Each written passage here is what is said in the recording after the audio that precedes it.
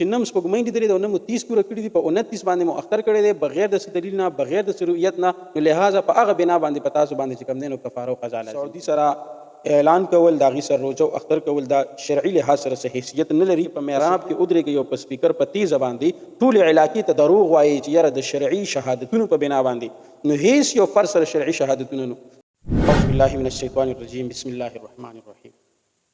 امید دی چې ټول به روغ جوړ او د صحت په جامه باندې. نن تقریبا 30 تاریخ دی د درېیمې میاشتې او په سعودي عرب کې اختر دی. پاکستان کې هم په بعضو ځایونو کې خلکو اختر کړی دی د سعودي عرب په وینا باندې. نو د هغې په هکله باندې در سره یو څو خبرې کومه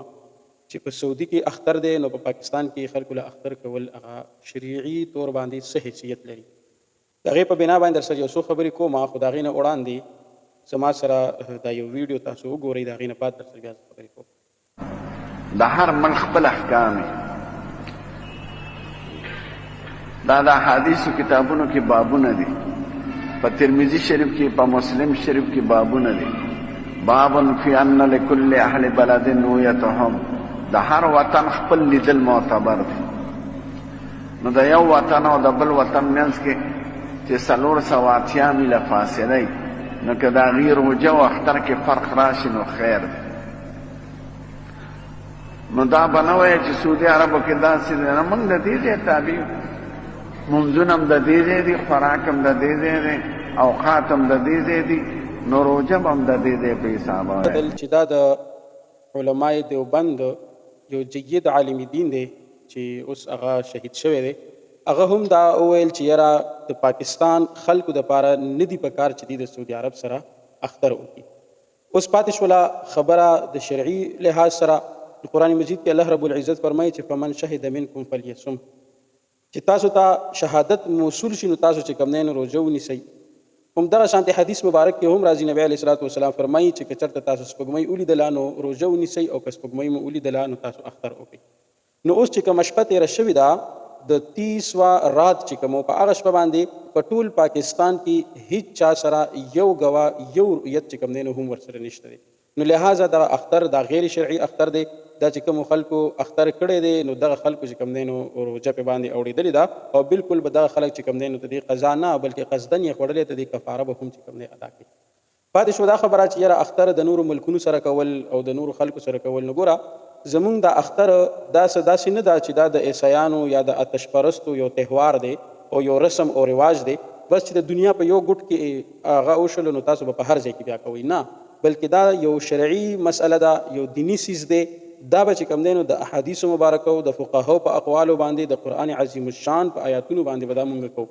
نو لہٰذا اوس چې کومو خلکو هم نن اختر کړی دی او د سعودیا سره کړی دی په پاکستان کې دی هیڅ یو قسم لا سپوږمۍ نه ده کتلې، نو د دې اختر نه کېږي. دا څنګه نه کېږي دا درته زه ووایم. ګوره دوی وایي چې مونږ یاره یو ورځ مخکې روژه نیولې وه، یعنې مطلب مونږ د پاکستان د حکومت نه یو ورځ مخکې روژه نیولې وه، نو لہٰذا مونږ ځکه یو ورځ مخکې اختر وکړو. نو ګوره که تاسو یو ورځ مخکې هم روژه نیولې وه نو نن ستاسو 30 برابرېدلې، پرون ستاسو 29 وه.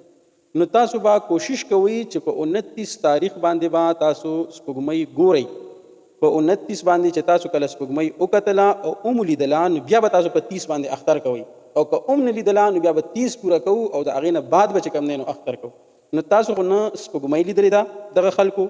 او نه مو 30 پوره کړي دي. نو چې نه سپوږمۍ لیدلې ده او نه مو 30 پوره کړي دي، په 29 باندې مو اختر کړی دی بغیر د دلیل نه، بغیر د رؤیت نه، نو لہٰذا په هغه بنا باندې په تاسو باندې چې کوم دی نو کفاره او قضا لازم کېږي.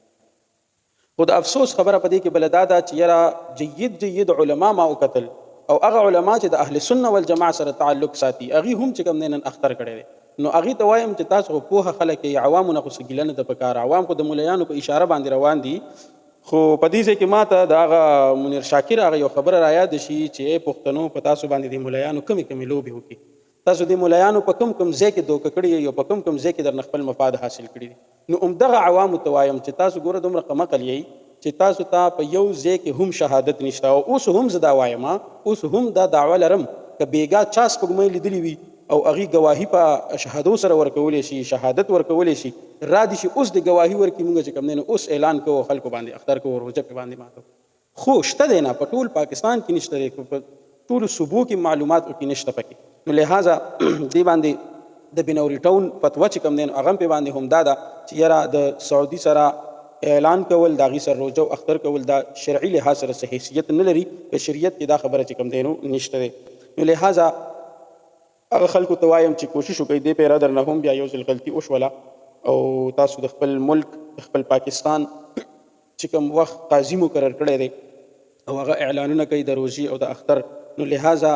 تاسو د هغې سره یو ځای وکئ چې په کوم ځای کې پاتې کېږئ په کوم ځای کې خورئ څکئ د هغه ځای سره چې کوم دی نو اختر وکئ که یو سړی وایي چې زه د سعودي سره کومه نو بیا نرشه د سعودي سره سرسایه م ورکړه بیا نرشه د سعودي سره چې کوم د سعودي ریالونه دي په هغه ریالونو کې چې کوم دی نو صدقې او خیراتونه هم وکړه نو هغې دپاره خو بیا چې کوم دی نو ملا له د 100 روپۍ راایستي بیا ته کړه شه د سعودي په شان چې کوم دی نو د ملایانو قدر او احترام او د ملایانو ته چې کوم دی نو بیا هغه شان پروتوکول هم ورکړه نو هغې دپاره خو نه بس صرف دې دپاره یې چې په سعودي کې اختر دی بس مونږ اختر وکړو په سعودي کې روژه ده مونږ روژه ونیوله بیا ته کړه شي په سعودي کې چې کوم نیکان او کوم صدقې او خیراتونه په حرمینو کې ټوله روژه کېږي بیا وکړئ هغسې تاسو نو هغه خو بیا نه کوئ په هغې باندې خو عمل نه کوئ خو صرف په دې باندې چې کوم دی نو لګیا نو که سعودي اختر کړی وي د هغې چې کوم دی نو صحیح اختر و هغې حکومتي اعلان شوی دی د هغې عوام ګناهګار نه دي بلکې د هغې که چېرته غلط شوی نو بیا به عوام چې کوم دی نو آزاد وي حکومت به ګناهګار وي خو که هغې صحیح کړی وي نو یو هم پکې ګناهګار نشته خو زمونږ په پاکستان کې چې کوم خلک دی د دې خلکو چې کوم دی نو دا اختر غلط دی او بالکل دا خلک به چې کوم دی نو د دې قضا راوړي او د دې به چې کوم دی نو کفاره ادا کوي نو ځان وساتئ د داسې څیزونو نه پیګا چې کوم دی نو ډېر زیات اعلانونه او یو ځای کې اعلان وشو بیا ورپسې ټول شروع شو او بیا دومره د افسوس خبره ده چې د یو ملا اعلان مې کته نو هغه وایي چې شرعي شهادتونو په بنا باندې نو قمغله تا سره شرعي شهادتونه د کوم ځای نه راغله تا سره شرعي شهادتونه کوم ځای کې زه خو په دغه ملایانو په دې علمونو باندې حیران یم چې یاره تاسو دا علم چېرته کړی دی تاسو ته دا پوهه چا درکړې ده چې تاسو چې کوم دی نو په مسجدونو کې امامان شوي تاسو د خپلو مقتدیانو دا حق نشئ ادا کولی چې هغې ته حق ور ورسوئ هغې ته حق ووایئ چې یاره نن یا روژه ده یا نن اختر د هغې خو ستاسو پسې شاته ولاړ دي خو که تاسو هم په منبر باندې دروغ وایئ په مسجد کې په محراب کې ودرېږئ او په سپیکر په تیزه باندې ټولې علاقې ته دروغ وایئ چې یاره د شرعي شهادتونو په بنا باندې نو هیڅ یو فرد سره شرعي شهادتونه نو ګوره که تاسو وایئ چې حکومت یې نه کوي او حکومت یې نه مني نو زونل کمیټیانې خو هم شته دی خپل علما هم شته دی هغې له لاړ شي ګواهان به هم بوتلی وی هغې ته به هم کېنولی وی تاسو بیا کتلی وی چې ټولو اعلان کولو که نه کولو نو لحاظه چې شته دی نه په یو ځای کې ګواهان شته نه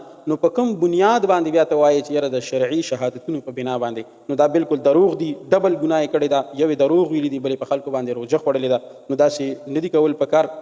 په یو حساب باندې نه شرعي لحاظ سره نه قانوني لحاظ سره زمونږ د سعودیا سره یا د افغانستان سره یا د نورو ملکونو سره اختر صحیح کیږي بالکل نه صحیح کیږي موږ به د حکومت پاکستان سره کوو چې د حکومت پاکستان د کمیټۍ کوم